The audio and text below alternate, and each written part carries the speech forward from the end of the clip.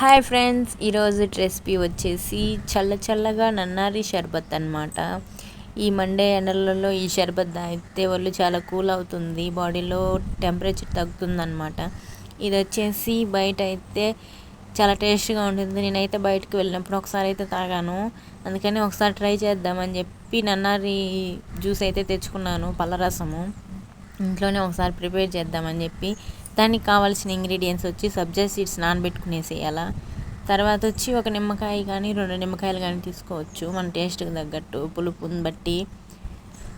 ఇంకొచ్చి అవైతే ఒక బౌల్లో వేసి సబ్జా సీడ్స్, ఆ పళ్ళరసము, ఇంకొచ్చి నిమ్మకాయ అయితే వేసేసుకోవాలి. ఐస్ క్యూబ్స్ ఉంటే ఐస్ క్యూబ్స్ అయినా వేసేయండి. ఇంకొచ్చి అవన్నీ ఒక దాంట్లో వేసి కలుపుకునేసేయాల. కలుపుకొని కూల్ వాటర్, అంటే ఎంత కూల్ ఉండాలంటే అంత కూల్గా ఉండాలా, అవైతే పోసేసుకోవాలి. మేమైతే 2 గ్లాసులు చేసుకున్నాము. చూసేయండి, అవైతే సర్వ్ చేసుకుంటున్నాము. చాలా టేస్టీగా ఉంది. ఫస్ట్ టైం చేసినా కన్నా బయట తీసుకున్నంత టేస్టీగా అయితే ఉంది. చూసేయండి. ప్లీజ్ అండ్ లైక్ చేసి, షేర్ చేసి, సబ్స్క్రైబ్ చేసుకోండి.